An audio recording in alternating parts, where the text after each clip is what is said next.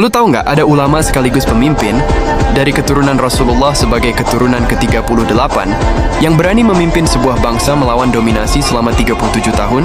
Namanya Sayyid Ali Khamenei. Saat ini Teheran sedang berduka, kita akan bahas perjalanan hidupnya yang luar biasa. Ali Khamenei lahir tahun 1939 di Mashhad, sebuah kota suci di Iran. Dia bukan anak pejabat.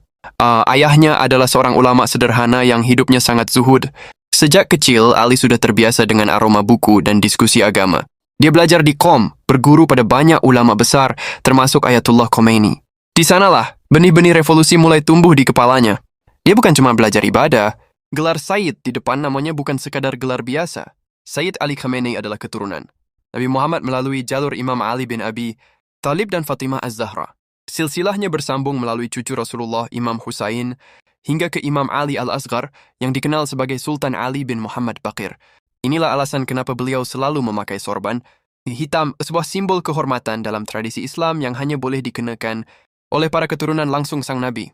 Di era 60-an sampai 70-an, Iran di bawah kendali Syah yang didukung Barat.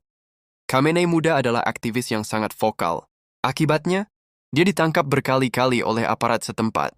Tapi saat menjalani hukumannya, justru jadi madrasah buat dia. Di dalam sel, dia justru menghafal Al-Quran dan menulis banyak pemikiran tentang kemandirian Islam. Tahun 1979 revolusi pecah, dan Khamenei jadi salah satu pilar utama negara baru itu. Tahun 1981. Sebuah kejadian terjadi saat dia sedang berpidato di masjid. Khamenei selamat, tapi dia harus kehilangan fungsi tangan kanannya selamanya. Inilah alasan kenapa di setiap videonya, dia selalu menggunakan tangan kiri atau menyembunyikan tangan kanannya di balik jubah. Bagi rakyatnya, tangan itu adalah simbol kesetiaan yang tak terbeli. Pas Ayatullah Khomeini wafat tahun 1989, dunia ngira Iran bakal dalam kondisi buruk. Tapi majelis ulama justru milih Khamenei sebagai supreme leader. Saat itu, dia bahkan belum punya gelar Ayatollah senior, tapi konstitusi diubah demi dia. Selama 37 tahun memimpin, dia jadi otak di balik ketangguhan Iran. Menghadapi sanksi ekonomi paling berat di dunia, dia berhasil bikin negaranya mandiri di bidang sains dan militer.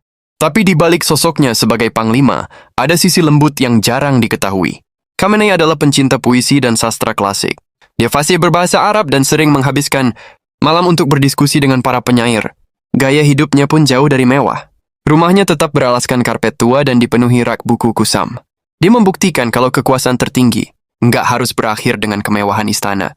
Pada 28 Februari 2026, di tengah tensi global yang memuncak, pemerintah Iran resmi mengumumkan wafatnya Ali Khamenei akibat serangan udara gabungan di Teheran. Kepergian sang penjaga revolusi